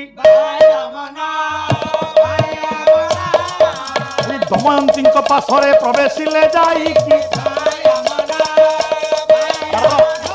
आज्ञा सुदेव नामक एक ब्राह्मण ଆଜ୍ଞା ଭୀମ ରାଜାଙ୍କର ଆଜ୍ଞାବହ ହେଇ ଚତୁର୍ଦିଗରେ ଦମୟନ୍ତୀ କୁଆଡ଼େ ଗଲି ବୋଲି ଖୋଜି ଖୋଜି ଖୋଜି ଖୋଜି ଆଜ୍ଞା ଦିନେ ଆସିକିରି ଚେଦି ରାଜ୍ୟରେ ପହଞ୍ଚିଲେ। ଚେଦି ରାଜ୍ୟରେ ପହଞ୍ଚିଲା ବେଳେ ଦମୟନ୍ତୀଙ୍କୁ ଦେଖିଲେ, ଦମୟନ୍ତୀଙ୍କୁ ଦେଖିକି ଚିହ୍ନି ପାରିଲେ ଏବଂ ଚିହ୍ନି ପାରିଲା ପରେ ଦମୟନ୍ତୀଙ୍କ ସହିତ କଥା ହେଲେ ଏବଂ ଦମୟନ୍ତୀ ଯୋଉ ଚେଦି ରାଜ୍ୟରେ ବାସ କରୁଥିଲେ, ଆଶ୍ରୟ ନେଇଥିଲେ, ଚେଦି ରାଜ୍ୟର ରାଜା ହେଲେ କିନା ସୁବାହୁ। ସୁବାହୁଙ୍କର ମା ତାଙ୍କ ସହିତ ସୁଦେବ ବ୍ରାହ୍ମଣ କଥା ହେଲେ। କହିଲେ ଏଇ ଯୋଉ ଝିଅଟିକି ତମେ ରଖିଛ ତାକୁ ଚିହ୍ନିଛ? ଇଏ ହଉଛନ୍ତି ବିଦର୍ଭ ରାଜନନ୍ଦିନୀ, ଭୀମ ରାଜନନ୍ଦିନୀ ଭୈମୀ ଦମୟନ୍ତୀ, ଇଏ ନଳ ରାଜାଙ୍କର ପ୍ରାଣ ପ୍ରିୟା। ଚମକି ପଡିଲା ଆଜ୍ଞା ସୁବାହୁଙ୍କର ମାତା ରାଜମାତା। ରାଜମାତା ଚମକି ପଡିଲେ, କହିଲା ଯଦି ଏ ଦମୟନ୍ତୀ ସିଏ କିଏ? ମୋର ଭଉଣୀର ଝିଅ। ଆଜ୍ଞା ଦମୟନ୍ତୀଙ୍କର ମା ହଉଛନ୍ତି ସୁବାହୁଙ୍କର ମାର ଭଉଣୀ, ଇଏ ଦି ଭଉଣୀ। ଚମକି ପଡିଲେ, କହିଲା ରେ ମୋରି ଝିଆରୀ ଇଏ, ମୋର ଭଉଣୀର ଝିଅ ଇଏ, ମୋର ପରିଚୟ ନ ଦେଖି ମୋରି ପାଖରେ ଚାକରାଣୀ ଭଳିଆ ଆଶ୍ରୟ ନେଇଛି। ତା ଆଖି ପତାରେ ଗୋଟେ କଳା ଯାଇ ଚିହ୍ନ ଅଛି, ବର୍ତ୍ତମାନ ଦିଶୁନି ବୋଧେ ମଇଳା ଜମି ଯାଇଛି। ହାତରେ ଟିକେ ଘଷି ଦେଲା ପରେ ଚମକି ଉଠିଲା ସେ କଳା ଯାଇର। ଦମୟନ୍ତୀ ତୁ ମତେ ଲୁଚେଇଛୁ ତୋ ପରିଚୟ? କାନ୍ଦି ପକେଇଲା ସୁବାହୁଙ୍କ ରାଜମାତା, ସୁବାହୁଙ୍କର ମା ଆଖିରୁ ଲୁହ ଝରିଲେ, କୋଳେଇ ପକେଇଲେ ଦମୟନ୍ତୀ। କହିଲେ ଦମୟନ୍ତୀ ଏତେ ଦଶା ପାଇଲୁ ମତେ ଟିକେ କହିଲୁନି, ତୁ ତୋ ପରିଚୟ ଲୁଚେଇକିରି ମୋ ପାଖରେ ଅଛୁ ନା? ଆଜ୍ଞା ସୁଦେବ ବ୍ରାହ୍ମଣ ହାତରେ ଖବରଟା ଦିଆ ହେଇଗଲା କୋଉଠିକି ନା ଭୀମରାଜ ବିଦର୍ଭ ରାଜ୍ୟ। ରାଜା ନିଜେ ସୈନ୍ୟ ସାମନ୍ତଙ୍କ ସହିତ ଏ ଦମୟନ୍ତୀକୁ ନିଜ ପୁରକୁ ନେଇଗଲେ। ଦମୟନ୍ତୀ ବର୍ତ୍ତମାନ ନିଜ ରାଜ୍ୟକୁ ପଳେଇଲେ, ନିଜ ପୁରରେ ରହିଲେ। ଆଜ୍ଞା ବର୍ତ୍ତମାନ ନଳ କୁଆଡେ ଗଲେ ବୋଲି ଚିନ୍ତା ପଡିଲା। ସେଇ ସୁଦେବ ବ୍ରାହ୍ମଣଙ୍କୁ ଦାୟିତ୍ୱ ଦିଆହେଲା, ବର୍ତ୍ତମାନ ତମେ ନଳକୁ କୋଉଠି ଅଛି ଠାବ କର, ତାଙ୍କୁ ଆମେ ଆଣିଲେ ଯୋଡ କରିବୁ। ଆଜ୍ଞା ସେଇ ଉଦ୍ଦେଶ୍ୟରେ ଆଜ୍ଞା ଦମୟନ୍ତୀ ନିଜେ ସେ ଦାୟିତ୍ୱ ନେଲେ। ସୁଦେବ ବ୍ରାହ୍ମଣଙ୍କୁ ଗୋଟିଏ ଚିଠିଟିଏ ଦେଲେ, କହିଲେ ହେ ସୁଦେବ ବ୍ରାହ୍ମଣ, ତମେ ଯୁଆଡେ ଯିବ ଗୀତ ଆକାରରେ ତାକୁ ବୋଲିବ। ତାକୁ ଗୀତ ଆକାରରେ କଣ ବୋଲିବ? କହିଲା ଏହିପରି ଏକ ଧାର୍ମିକ ରାଜା ଜଣେ ଥିଲେ କି, ଦେବତାଙ୍କୁ ଛାଡି କନ୍ୟା ସେହି ବିବାହ ହେଲେ କି, ନିବିଡ଼ ଜଙ୍ଗଲ ଭିତରେ ପିନ୍ଧା କାନି ଚିରିକି, କେଉଁଆଡେ ଚାଲିଗଲେ ତାହା ନ ବିଚାରିକି। ନିଜର ଇତିବୃତ୍ତିକୁ ଗୀତ ଆକାରରେ ଲେଖିଦେଲେ କିନା ଦମୟନ୍ତୀ। କହିଲେ ହେ ସୁଦେବ ବ୍ରାହ୍ମଣ, ଯୁଆଡେ ଯିବ ଗୀତ ମାଧ୍ୟମରେ ଏଇଆ ବୋଲିବ ଯେ ଜଣେ ଧାର୍ମିକ ରାଜା ଥିଲେ, ସେ ନିଜ ସ୍ତ୍ରୀକୁ ଭଲ ପାଉଥିଲେ, ନିଜ ସ୍ତ୍ରୀ ଦେବତା ମାନଙ୍କୁ ଛାଡିକି ତାଙ୍କୁ ବରଣ କରିଥିଲେ, ନିଜ ନିଜ ଭିତରେ ପ୍ରେମଟା ଥିଲା ଅତ୍ୟନ୍ତ ଅତୁଟ। କିନ୍ତୁ ସେ ରାଜା ପୁଣି ଏତେ ଅବିବେକୀ ହେଇଗଲେ, ନିବିଡ଼ ନିକାଞ୍ଚନ ଜଙ୍ଗଲରେ ବାବୁରେ ପିନ୍ଧା କାନିରୁ ଅଧେ ଚିରି, ନିଜ ସ୍ତ୍ରୀର ଅଧେ ପିନ୍ଧା କାନିକୁ ଚିରି ସେ ଶୋଇଥିବା ଅବସ୍ଥାରେ ନିଦ୍ରିତ ଅବସ୍ଥାରେ ଛାଡିକି ପଳେଇଲେ। ଏତେ ଅବିବେକୀ ପୁରୁଷ ସଂସାରରେ ପୁଣି ଜନ୍ମ ନେଇ ପାରନ୍ତି? ଏହାକୁ ଗୀତ ଆକାରରେ ତମେ ବୋଲିବ। ଯଦି ଏ ଗୀତ ଶୁଣିଲା ପରେ କେହି ଲୋକ ଆପଣଙ୍କ ପାଖକୁ ଆସେ ଏବଂ ପରିଚୟ ପଚାରେ, କୋଉ ରାଜ୍ୟରୁ ଆସିଛ ବୋଲି କହେ, ଏ କାହାଣୀ କାହାର ବୋଲି ଜଣାଏ, ତାକୁ ତମେ କିଛି ନ କହିକି ପଳେଇ ଆସିବ। ଆଜ୍ଞା ଏ ଯୋଉ ସୁଦେବ ବ୍ରାହ୍ମଣ କଲେ ଏମିତି ବୁଲି ବୁଲି ଦିନେ ଋତୁପର୍ଣ୍ଣ ରାଜ୍ୟରେ ପହଞ୍ଚିଲେ। ଗୀତ ବୋଲିଲା ବେଳେ ନଳଙ୍କ ଆଖିରୁ ଆଜ୍ଞା ଲୁହ ଝରିଲା। ନଳ କାନ୍ଦି କାନ୍ଦି ପହଞ୍ଚିଲେ ବ୍ରାହ୍ମଣ ପାଖରେ, କହିଲେ ହେ ବ୍ରାହ୍ମଣ, ଏ ଗୀତ କିଏ ଲେଖିଛି? ଏ ଗୀତ ତମେ କୋଉଠୁ ପାଇଲ? ମୋ ଜୀବନର କାହାଣୀ। କାହାଣୀ ବୋଲି କହିଲେ ନାହିଁ, ମନେ ମନେ ଭାବିଲେ, କହିଲେ ମୋର ଜୀବନର କାହାଣୀ ଦମୟନ୍ତୀଙ୍କ ସହିତ ମୋର ଯୋଉ ଘଟଣା ଘଟି ଯାଇଛି, ସେ ଘଟଣାକୁ ବାହାର ଲୋକ ଜାଣିଲା କିଏ? ଇଏ ଗୀତ ନିଶ୍ଚିତ ମୋ ସ୍ତ୍ରୀ ଲେଖିଛି, ଏ ନିଶ୍ଚିତ ଭାବରେ ଦମୟନ୍ତୀଙ୍କର ଭାଷା ଇଏ। କହିଲେ ହେ ବ୍ରାହ୍ମଣ, ତମେ କିଏ, ତମର ପରିଚୟ ଦିଅ, ତମେ କୋଉଠୁ ପାଇଲ, ତମେ ମତେ କହିଦିଅ। ବ୍ରାହ୍ମଣ କହିଲେ ମୁଁ ଆଉ ଦିନେ ଆସିଲେ କହିବି ଆଜ୍ଞା, ତରତର ଖସିକି ପଳେଇଲା। ଆଖିରୁ ଲୁହ ଝରୁଛି, କାନ୍ଦୁଛନ୍ତି ନଳ। ବାପୁରେ ଏପଟେ ଯେତେବେଳେ ବ୍ରାହ୍ମଣ ହାତରେ ଖବର ପାଇଗଲେ, ନଳଙ୍କ ରୂପ ତ ପରିବର୍ତ୍ତନ ହେଇଯାଇଛି। ବ୍ରାହ୍ମଣ ତାଙ୍କ ରୂପକୁ ଦେଖିକି ନଳ ବୋଲି ଜାଣିପାରିଲାନି, କିନ୍ତୁ ସିଏ ଯାହା ଯାହା କହିଲେ ତାକୁ ଯାଇକି ଜଣେଇଦେଲା ଦମୟନ୍ତୀ। ଦମୟନ୍ତୀ କହିଲା ସେଇ ମୋ ସ୍ୱାମୀ, ତାଙ୍କ ଛଡା ଆଉ କେହି ନଳ ନୁହନ୍ତି। ହେ ମୋର ନମସ୍ୟ ଜ୍ଞାନୀ ଗୁଣୀ ବିବେକୀ ମହୋଦୟ, ଯେତେବେଳେ ନଳଙ୍କର ପରିଚୟ ପାଇଲେ, କହିଲେ ପ୍ରକୃତରେ ନଳ କି ନାହିଁ ସେ କେମିତି ପରୀକ୍ଷା କରିବା? ସ୍ୱୟଂବର ପ୍ରକୃତରେ ହେଇନି, ମିଛ ସ୍ୱୟଂବର। ଦମୟନ୍ତୀ କହିଥିଲେ ବାପାଙ୍କୁ, କହିଲେ ସ୍ୱୟଂବର ନାଁରେ ବର୍ତ୍ତମାନ ଗୋଟିଏ ଦୂତ ଯାଇକି ଖବର ଦଉ ଯେ ନଳଙ୍କୁ ନ ପାଇବାରୁ, ନଳ ନିର୍ଦ୍ଦିଷ୍ଟ ହବାରୁ ଦମୟନ୍ତୀଙ୍କ ପାଇଁ ଦ୍ୱିତୀୟ ସ୍ୱୟଂବର ଆୟୋଜନ କରାଯାଇଛନ୍ତି, ଭୀମରାଜା କରିଛନ୍ତି। ଏଇଟା ମିଛ ଖବର, ସତ ଖବର ନୁହଁ। ଏଇଟା ମିଛ ଖବର। କାହିଁକି ଖବରଟା କରାଗଲା ନା ଆଜ୍ଞା, ଆପଣଙ୍କର 1000 କୋଶ ରାସ୍ତାକୁ ଗୋଟାଏ ଦିନ ଭିତରେ ହଁ ଅତିକ୍ରମ କରିବାର ଅଶ୍ୱବିଦ୍ୟାଟା ଜାଣିଛନ୍ତି କେବଳ ନଳ ନଳ ଏବଂ ତାଙ୍କୁ ଜଣେଇ ଦିଆଯାଉ ରାଜାଙ୍କୁ ଏଇ ଋତୁପର୍ଣ୍ଣ ରାଜାଙ୍କୁ ଯେ ଆସନ୍ତା କାଲି ସ୍ୱୟଂବର ହବ ମାନେ ଦୂତ ଯାଇକି ଯୋଉଦିନ ପହଞ୍ଚିବ ହଁ ହଁ କହିବ ଯେ ତା ପରଦିନ ସକାଳେ ହବ ସ୍ୱୟଂବର। ସ୍ୱୟଂବର ଆଉ ଦେଖାଯାଉ ଆଜ୍ଞା ଦୂତଟା ଗଲା ହଁ। ସେଇ କଥା କହିଲା। ଆରେ ଦମୟନ୍ତୀଙ୍କର ତ ସୌନ୍ଦର୍ଯ୍ୟର ତାଙ୍କର ଗୁଣ ସୌନ୍ଦର୍ଯ୍ୟ କଥା ସମସ୍ତେ ଜାଣନ୍ତି। ଜାଣିଛନ୍ତି ତାଙ୍କୁ ବାହା ହେବା ପାଇଁ ଋତୁପର୍ଣ୍ଣ ରାଜାଙ୍କର ଅଯୋଧ୍ୟା ରାଜ୍ୟର ରାଜା ଋତୁପର୍ଣ୍ଣ ହଁ ତାଙ୍କର ମନରେ ଆଗ୍ରହ ହେଲା। ଆରେ କିନ୍ତୁ ଏଇ ସହସ୍ର କୋଶ ରାସ୍ତା ସିଏ ଗୋଟାଏ ଦିନରେ ଯିବେ କେମିତିଆ? ଏ କେମିତି ତେଣୁ ପଚାରିଲେ ବାହୁକୁ ଆହା, କହିଲେ ହେ ବାହୁକ ଆଜ୍ଞା ଦମୟନ୍ତୀଙ୍କର ହଉଛି ସ୍ୱୟଂବର ସ୍ୱୟଂବର ତାଙ୍କର ସ୍ୱାମୀ ନଳ ନିରୁଦ୍ଧିଷ୍ଟ ହେଇଯିବା ପରେ ଆଚ୍ଛା ତାଙ୍କ ବାପା ତାଙ୍କ ପାଇଁ ଦ୍ୱିତୀୟ ସ୍ୱୟଂବର ଆୟୋଜନ କରିଛନ୍ତି। ମୋର ଇଚ୍ଛା ଅଛି ତାଙ୍କ ବିବାହ କରିବା ପାଇଁ କିନ୍ତୁ ମାତ୍ର କାଲି ସକାଳ ସୁଦ୍ଧା ଯଦି ଆମେ ପହଞ୍ଚି ପାରିବା ଗୋଟାଏ ଦିନ ଭିତରେ ଗୋଟାଏ ରାତି ଭିତରେ 24 ଘଣ୍ଟା ଭିତରେ ଯଦି ଆମେ ପହଞ୍ଚି ପାରିବା ସ୍ୱୟଂବରରେ ଯୋଗ ଦେବା ଆଜ୍ଞା ରାଜା ନଳ ଅଶ୍ୱବିଦ୍ୟାରେ ନିପୁଣ କହିଲେ ମହାରାଜା ଆପଣ ଭୟ କରନ୍ତୁ ନାହିଁ ଚିନ୍ତା ନାହିଁ ସେ ଦାୟିତ୍ୱ ମୋର हम नेंगे ଆଜ୍ଞା ଉପଯୁକ୍ତ ଅଶ୍ୱକୁ ବାଛି ବାଛି ଆଣିଲେ ଏବଂ ରଥରେ ଯୁକ୍ତ କଲେ ରାଜା ନଳ ନଳ। ବାହୁକ ରୂପରେ ଅଛନ୍ତି ଏକ କର୍କଟକ ତାଙ୍କୁ ଦଂଶନ କରିଛି ତେଣୁ ତାଙ୍କ ରୂପଟା ବିକୃତ ହେଇସାରିଛି ଏପଟେ ତା ବିଷ ଜଳରେ କଳି ଜଳୁଛି ତାଙ୍କ ଭିତରେ କଳି ବାହାରିକି ପଳେଇଲାଣି ନଳକୁ ପଳେଇଲାଣି ହଁ ରୂପଟା ବିବର୍ଣ୍ଣ ହେଇଛି କଳି ଆଉ ନାହିଁ ବିଷ ଜ୍ୱାଳାରେ ଏ ଜର୍ଜରିତ ହେଇକି କଳି ତାଙ୍କ ମୁଣ୍ଡ ଉପରୁ ସବାର ହେଇକି ପଳେଇଛି ଖସିକି ପଳେଇଲାଣି। ପଳେଇଛି ହଁ ତାପରେ ହେଲା କଣ କଣ ଯେତେବେଳେ ଅଶ୍ୱପତି ରାଜା ଋତୁପର୍ଣ୍ଣ ଋତୁପର୍ଣ୍ଣ। ରାଜା ଋତୁପର୍ଣ୍ଣକୁ ନେଇକରି ବାହାରିଲେ ମହାରାଜ ନଳ ରଥ ଏତେ ଦ୍ରୁତ ଗତିରେ ଗଲା ଯେ ରାଜାଙ୍କର ପଗଡି ଖସିକିରି ପଳେଇଲା। ଆରେ ରାଜା କହିଲେ ବାହୁକୁ ଟିକେ ରଥ ରଖ ଆଉ ଅଛି କଣ ହେଲା କାହିଁ ରହିବ ମୋ ମୁଣ୍ଡର ପଗଡିଟା ଖସିଗଲା ପଗଟା ଆଉ କଣ ଅଛି ଆଉ କୋଉଠି ଅଛି ଏଠି ଅଛି କହିଲା 100 ଯୋଜନ ଦୂରରେ ପଡ଼ିଛି ପଗଡି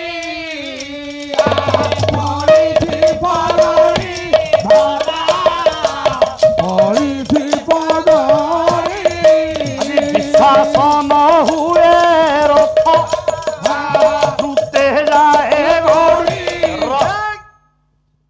100 ଯୋଜନରେ ଯାଇକି ପଡ଼ିଲାଣି ପଗଡି ଆଉ କଣ ଯାଇହବ ରାଜା ବିଶ୍ୱାସ କଲେନି ଏଇ କହିଲେ ସତରେ ତମେ ଏତେ ଜୋରରେ ଏଇନା ସାଙ୍ଗେ ସାଙ୍ଗେ ପଗଡିଟା ମୋର ଉଡିଲା ରହ ରହ ତମେ କହୁଛ 100 ଯୋଜନକ 4 କୋଶ ହଁ 400 କୋଶ ଦୂରରେ ପଡିଛି ପଗଡି ଏ ରହ ରହ କହୁ କହୁ ସେ ସ୍ୱୟଂବର ନ ହଉ ପଛେ ତମେ କେମିତି ରଥ ଚଲଉଛ ଟିକେ ଦେଖିବା ଏଇ। ରଥ ଫେରା ଚାଲନ୍ତୁ ଯାଇକି ରଥ ଆଜ୍ଞା ବିଜୁଳି ବେଗରେ ଫେରିଲା ଫେରିଲା ଦେଖିଲା ପ୍ରକୃତରେ 100 ଯୋଜନ ଦୂରରେ ପଡିଛି ପଗଡି ବାପାଲୋ ପଗଡିକି ଧରିକି ଆସିଲେ ରାଜା ଆଶ୍ଚର୍ଯ୍ୟ ହେଇଗଲେ କହିଲେ ଏ ଅଶ୍ୱବିଦ୍ୟା ତମେ ମୋର ଗୁରୁ ହେ ବାହୁକ ତମେ ମୋର ଚାକର ହେଇପାର ହଁ। ତମେ ବାହୁକ ହେଇପାର ହଁ। ଦୟାପୂର୍ବକ ମତେ ତମ ଅଶ୍ୱବିଦ୍ୟାଟା ଦବ ମଣିମା ତା ବଦଳରେ ମୁଁ ତମକୁ ଦେବି କଣ ଦେବେ ଅନେକ ବିଦ୍ୟା ଶିଖିଛି ମୁଁ ନାଇଁ ତା ଭିତରୁ ଗୋଟେ ଗଣନା ବିଦ୍ୟା ଶିଖିଛି ଗୋଟେ ଅକ୍ଷ ବିଦ୍ୟା ଶିଖିଛି ଅକ୍ଷ ଅକ୍ଷ ବିଦ୍ୟା ବୋଲେ ପୋଷା ପୋଷା। ଗଡ଼େଇବାର ବିଦ୍ୟା ପୋଷା ସେ ବିଦ୍ୟାରେ ମୁଁ ଧୀର୍ଣ୍ଣ ଆଜି ପର୍ଯ୍ୟନ୍ତ କେହି ମତେ ଜୟ କରିପାରି ନାହାନ୍ତି। ନାହାନ୍ତି ବାଃ ଦୁଇରେ ଗଣନ ବିଦ୍ୟା ଗଣନ। କହିଲେ ନିକଟରେ ଯୋଉ କେନ୍ଦୁ ଗଛଟା ଅଛି ଦେଖ ତମେ ହଁ। ଏ ଗଛରେ କେତୁଟା ଫୁଲ କେତୁଟା ପତ୍ର କେତୁଟା ଡାଳ ସବୁ ମୁଁ ଏଇଠି ଥାଇକି ଗଣିକିରି କହିଦେବି କଣ କହୁଛ ମ ହୁଁ। ଏମିତି ବିଦ୍ୟା ହୁଁ। ତାହେଲେ ଦିଅନ୍ତୁ ଆଜ୍ଞା ସାଙ୍ଗେ ସାଙ୍ଗେ ଗଣିକିରି କହିଲେ ଏ। ନଳ ଯାଇକିରି ଗୋଟି ଗୋଟିକିରି ଗଣିଲେ ବୁଝିଲେ ଆଉ ଆଜ୍ଞା ଦେଖିଲେ ପୁରା ଠିକ ଅଛି ଠିକ ଅଛି କହିଲେ ଆଜ୍ଞା ଆପଣ ଆପଣଙ୍କର ବିଦ୍ୟା ମତେ ଦେବେ ହୁଁ। ମୁଁ ଆପଣଙ୍କର ବିଦ୍ୟା ଦେବି ହଁ ତେଣୁ ଆଜ୍ଞା ଅଶ୍ୱବିଦ୍ୟାଟାକୁ ସାଙ୍ଗେ ସାଙ୍ଗେ ନଳ ଦେଇଦେଲେ ଏ କହିଲେ ହେ ମହାରାଜ ହଁ ଆପଣଙ୍କର ଡେରି ହେଇଯାଉଛି କୋଉଠିକି ସ୍ୱୟଂବର ସ୍ୱୟଂବର ଆପଣଙ୍କ ଉପରେ ମୋର ଦିଟା ବିଦ୍ୟା ନ୍ୟାସ ଆକାର ରହିଲା ଗୋଟିଏ ଅକ୍ଷ ବିଦ୍ୟା ଆଉ ଗୋଟେ ହେଲା ଗଣନ ବିଦ୍ୟା ଗଣନା ବିଦ୍ୟା। ଆପଣ ମତେ ପଛରେ ଦେବେ ଆପଣଙ୍କ କାମ ଆଗ ହଉ ଆଗ ବାହାଘର ମୁଁ ଆପଣଙ୍କୁ ଅଶ୍ୱବିଦ୍ୟା ଦେଇଦେଲି ଦେଇଦେବି ଆପଣ ମତେ ଯୋଉ ବିଦ୍ୟା ଦେବା କଥା ସେଟା ପରେ ଦେବେ ପରେ ଦେବି। ହଉ ଧୀର ବର ବିଶାରଦ ଡେରିବେ ଶ୍ରବଣ କି ରାତି ଥାଉ ପହଞ୍ଚିଲେ ବିଦର୍ଭ ରାଜ୍ୟ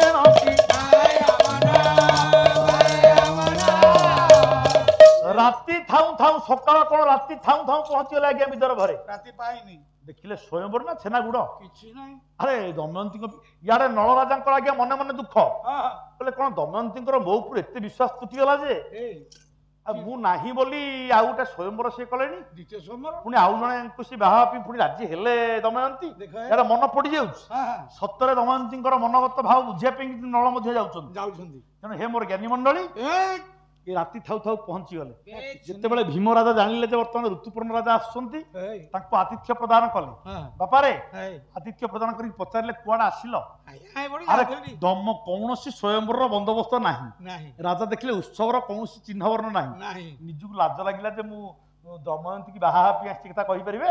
କଥାଟା କହିଲେ ଆଜ୍ଞା ମହାରାଜ ମୁଁ ଆପଣଙ୍କୁ ଟିକେ ଭଲ ପାଏ ଆଉ ମୋର ମନେ ପଡିଗଲା ବହୁତ ଦିନ ପରେ ଟିକେ ଦେଖା ହେବାକୁ ପଳେଇ ଆଇଲି ଦେଖାବାକୁ ଟିକେ ପଳେଇ ଯାହା ହଉ କଥାଟା ଆଡଜଷ୍ଟ ହେଇଗଲା।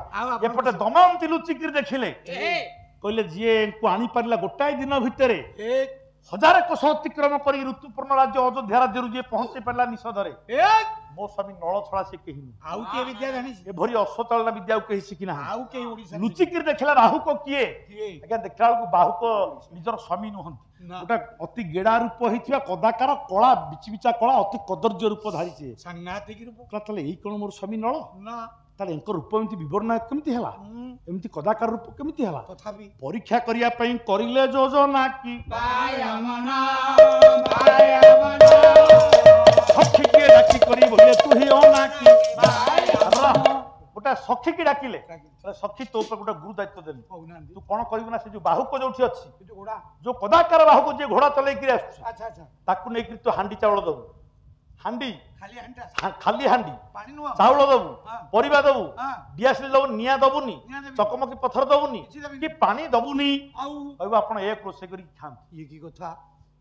ତେଣୁ ହେ ମୋର ନମସ୍ୟ ଜ୍ଞାନୀ ମଣ୍ଡଳୀ ଆଜ୍ଞା ଦେଇଦେଲା ସଖୀଟା ନେଇକିରି ଖାଲି ହାଣ୍ଡିରେ ଚାଉଳ ଡାଲି ପରିବା ସବୁ ଦେଇଦେଲା, ନିଆଁ ଦେଲା ନାହିଁ, ପାଣି ଦେଲା ନାହିଁ, ସବୁ କଥା ଲୁଚିକିରି ଆଜ୍ଞା ଲକ୍ଷ୍ୟ କରୁଛନ୍ତି କିଏ ନା ଦମୟନ୍ତୀ। ଆଜ୍ଞା ଇଏ ନଳରାଜା ତ ଦେବତା ମାନଙ୍କ ଠାରୁ ଆଶୀର୍ବାଦ ପାଇଛନ୍ତି ବାପରେ ଯୋଉ ଘରେ ପଶି ଯାଉଛନ୍ତି କବାଟ ଉପରକୁ ଉଠି ଯାଉଛି, ତାଙ୍କ ବେକରେ ପଡିଥିବା ମାଳ ମଉଳୁନି ବାପାରେ। ଖାଲି ସେତିକି ନୁହଁ, ରାଜା କହିଲେ ଠିକ ଅଛି, ରାଜା ନଳ ବାହୁକ ବେଶରେ ଅଛନ୍ତି, ହାଣ୍ଡିକି ଦେଖିଲେ କହିଲେ ଜଳପୂର୍ଣ୍ଣ ହେଇଯାନ୍ତୁ ହେ ବରୁଣ ଦେବତା ଜଳପୂର୍ଣ୍ଣ କରନ୍ତୁ।